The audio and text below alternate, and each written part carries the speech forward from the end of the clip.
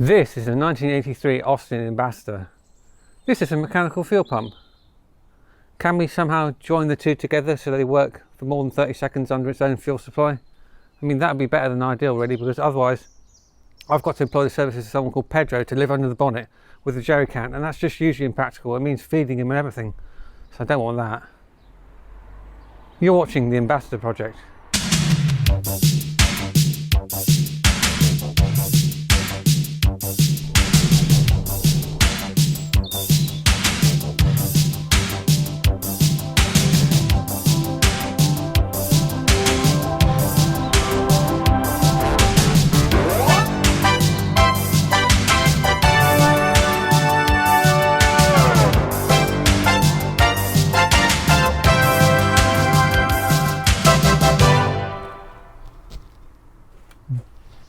Oh, hello, welcome back to the project. Today guys, I'd like to get the Ambassador to run again. I'd like to get it up to temperature, then I can drop the oil and filter, but I can't do that until the fuel system's sorted. Now in the last video you saw we got it running briefly, but the fuel supply is still the issue. Now Austin stroke British Leyland in their wisdom fitted an electric fuel pump to these cars, which is in the tank and part of the sender unit, which is working. So I don't want to disturb any of that. So what I've done is I bought a Rover, genuine Rover, pure chance, Rover fuel pump off eBay. So why have I bought a mechanical fuel pump if this car's meant to have an electric one? Well, the electric ones are obsolete and also not terribly reliable. 80 electrics. Also, the same engine was fitted to the Morris Hotel and the Marina, and they had one of these anyway, so we're just going to fit one of these and then hopefully problem solved. There's still the issue of stale fuel in the tank, so we need to address that. But I want to see if I can get some fuel to come through first, because there's the other issue that possibly the fuel filter is blocked in the tank, which means I'm not going to get any fuel through, so that would then mean drain the tank and removing the sender unit, which I don't have a gasket for. Great. Let's get on. Yeah. Right, so on the back of the camshaft is a blanking plate where this fuel pump should be. They should have just stuck to that really. So the plan is to attach that, bolt it on, and hopefully when the engine cranks over we should start seeing some fuel come through. That's the plan anyway.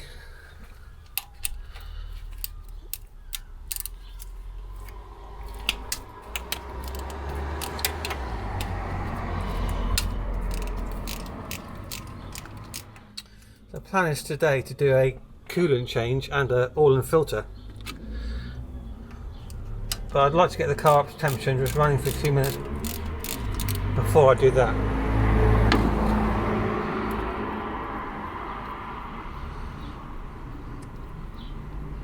Must admit, it's a bit of an odd design to have your fuel pump, the thing that's got petrol in it, above your exhaust manifold, but that's fine, that's fine. Right, so what have we got here?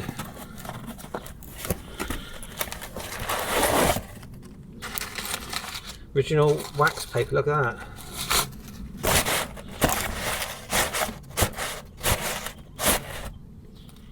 Even got the old dust caps on. I'll keep those, might come in handy for blanking something off. That's a good noise. Yeah.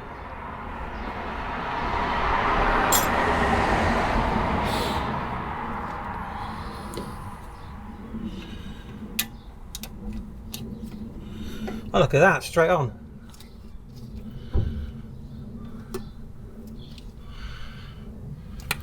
That one turn up.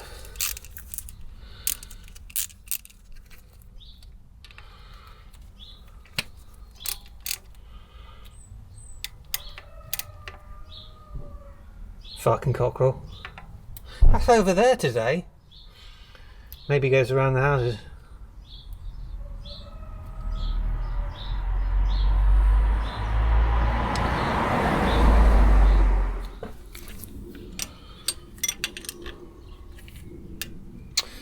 Right. Okay, so the plan is we've got the fuel supply from the tank coming up here through this filter which I've fitted. That doesn't need to be that long, so we shorten that. It's just got to go to there. So I reckon about there-ish.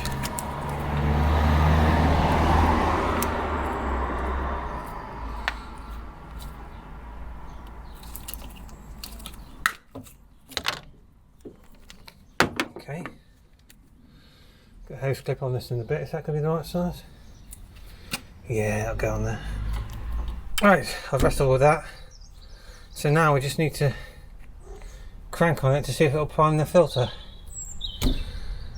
Now if it's working, make sure you get fuel coming out of there. So let's put a bit of spill off on here a second.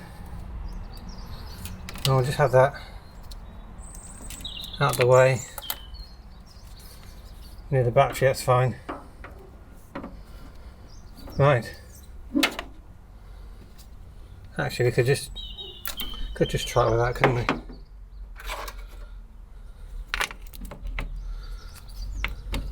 Right, so if this is working now, that'll fill up with petrol. We should get petrol out of here. Let's give it a crank and see what happens.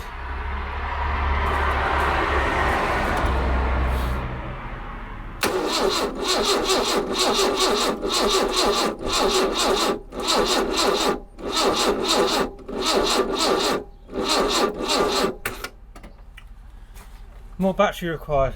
Let's try that again.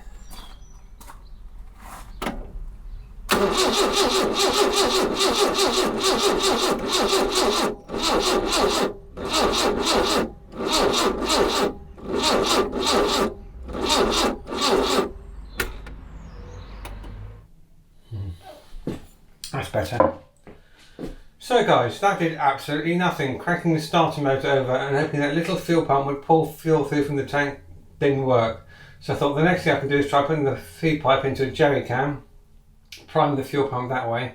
So I thought, right, get some fuel. However, I didn't have any petrol, so quick drive into town in the Allegro, topped up, came back, put it in the engine bay, pipe into the can, cranked it, and fuel came through. Lovely jubbly. However, it's only getting as far as the carburetor, so I suspect there's a blockage in the carb. I spent ages tapping it, faffing around with the mixture screws, spraying petrol down the back to see if I could get it to start again. Nothing, didn't want to play. But coughed a couple of times, but that's only the ether off the petrol. So I've taken the carburetor off and now I'm back indoors. It's about 3 hours later, it starts to rain, so I may as well make some use of the day. So I'm in here now, so let's have a look at the carb. Okay, so got the gloves on because we're working with petrol. This, guys, is a HIF6 carburetor according to the book, which I've got off the internet. Look, has an ambassador on the cover, even in the same colour. Amazing. It's still an ambassador there. Okay, right, moving on. That is not meant to be attached to that. That should be in the back of the manifold, but it just came off like that. That's your fuel feed in, I think. And that is a recirculation valve, or what would be a fuel tank return line. Seems to be going back into the top of the carb because British Leyland. That's a vent for the breather or the crankcase gases, and that is where your vacuum advance ports to. On this side, you have the throttle linkage, which opens the butterfly valve on the back, and that's your choke linkage, which I've disconnected temporarily. Sorry, just choking on a chocolate bar. And there's other bits and bobs going on there. Now this differs to the SU carburetor that's on the Allegro because the float chamber is in the base of the carb rather than being separately mounted on the side there. Dashpot's similar. You have a little, you can see that in there. Let's just do that. Piston is in there, goes up and down with vacuum. So I've already had this apart today when it was on the car. It looks pretty clean, but we're going to need to strip it down. So let's get some tools out and have a look and just see what's going on in the base of this. I suspect it's all gummed up. We might need to strip all this down and clean it. So let's crack on with that. So this is my way of recording how everything comes apart, just in case I forget how it all goes back together. I will have to order a new gasket set for this, unfortunately, because this obviously needs to be fuel tight. I suspect when we take it apart, it's all going to be rather sorry for itself. So, right, so luckily I'm not in a rush to get this car back on the road. It's going to be 40 years old in August, and then it'll qualify for MOT and tax exemption, which is nice.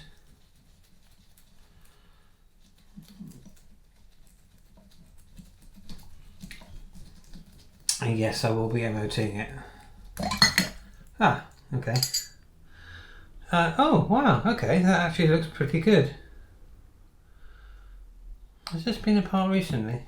Obviously, that would indicate that it was getting fuel.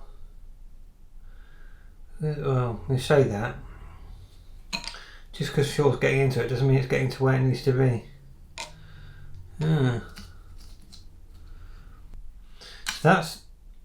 So that's the float and the shut-off valve. It just is indicated by the level of the fuel. Is that going to come apart? Probably not. Let's give it a go anyway. What could go wrong?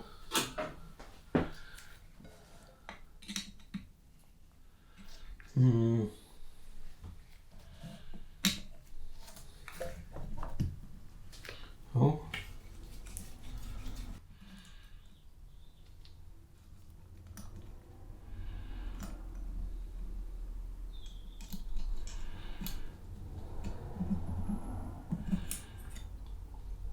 So that's your jet, you see, and the needle goes inside that.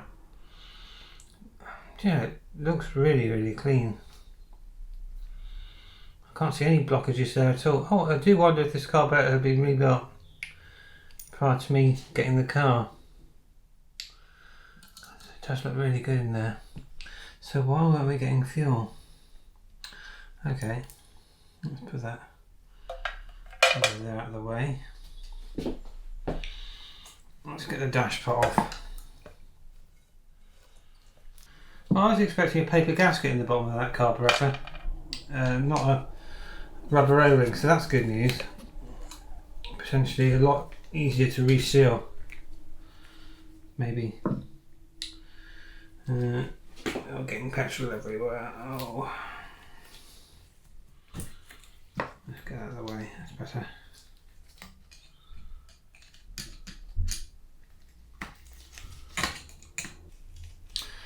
I wonder what Michael Keaton is doing today. I bet he's not doing SU carburetors. There we go, okay. So that's your dash pot, or piston if you like.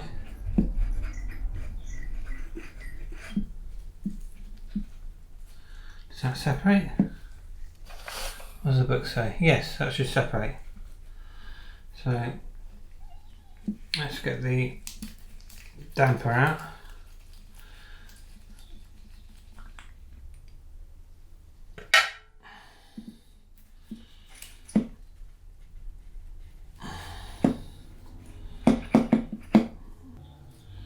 The diagram shows it comes apart. 23, what's 23? Damper retainer. Ah, okay. It's got a little circlip which you need to remove before you can pull the... That's different to the Allegro. Oh, I'll leave that. I can't be faffing with that. I think really this is a pretty sealed unit. What's that? 15. 15 is float pivot. No, okay, that's fine. Now 13, 14, what are they? Float needle seat, float needle, float pivot. So we need to look at them. Great. I wonder if they're blocked. Because there was fuel in the base of the car. So let's just go back to the carburetor for a second. Just like that, magic. Let's get all this off. Put it in my parts tray. See, that does look really good. I'll get a new one of these because that, although it looks okay, might not seal, and then you've got petrol all over your exhaust manifold, and you don't want that.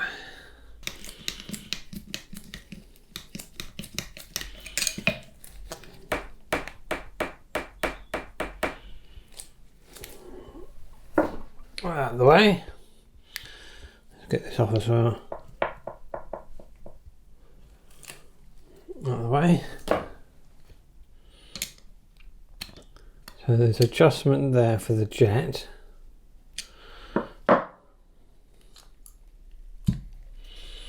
I can't see any more serviceable parts. Oh, adjustment there as well. What's that for? That's float settings. Okay. And that there looks like that's a retainer for the float, or rather, you maybe adjust the level there. We won't touch that. So on the top here, you've got an idle adjustment. That just sets how the throttle is set. We won't touch that for the moment. But yeah, there's not a lot to... These are very straightforward units, really. There's not a lot to get at. I suspect we need to get in here, really, but I don't want to take that apart. But I'm going to have to, aren't I? Well, it does look really good.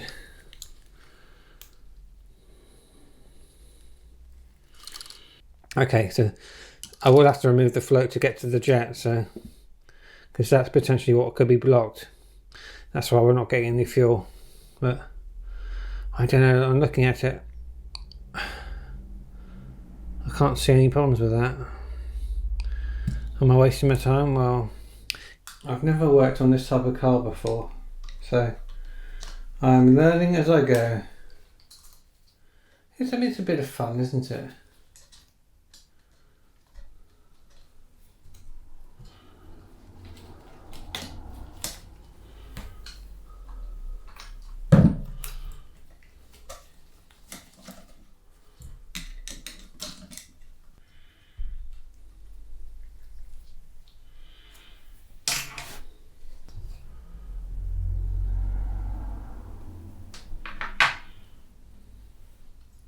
I need to unbolt that.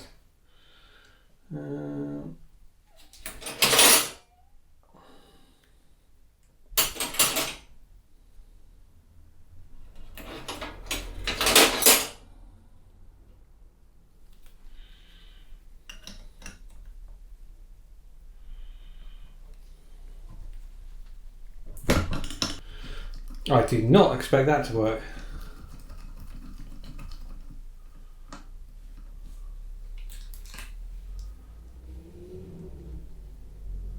Well, there's a tiny little filter in that, but that is clear. Well, I mean, there's a bit of crud there, but...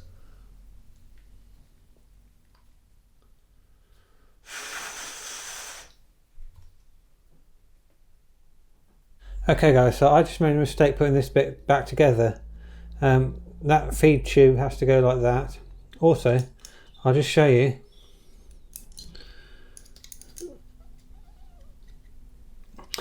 Do you see this little cutout here? Well, that goes on that pip there,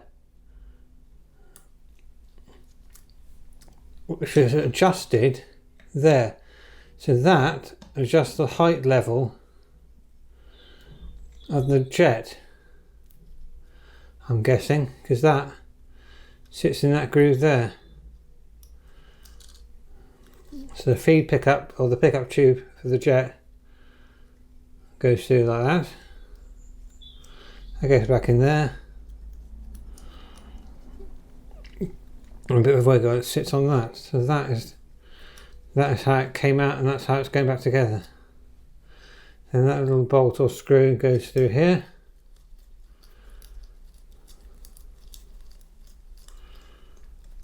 And it should be positioned like that.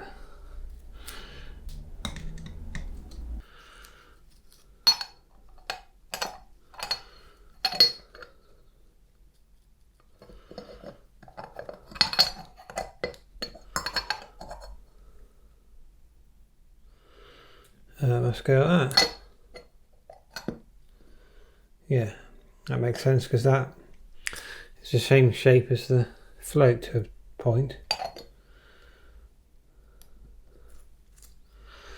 So we've got 4 screws.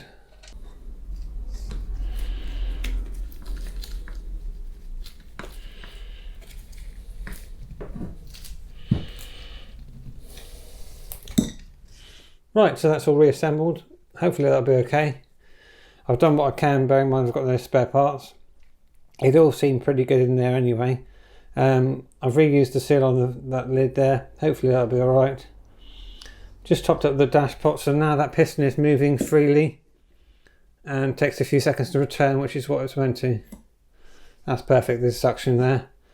Also adjusted the position of the float level and the jet level, because that was completely wrong, way too high. So hopefully that'll be alright to fit back onto the car now. So as soon as it stops raining, which is probably going to be fucking cockerel, probably the weekend, I'll get that back on the car. Right, and just like that it started to rain.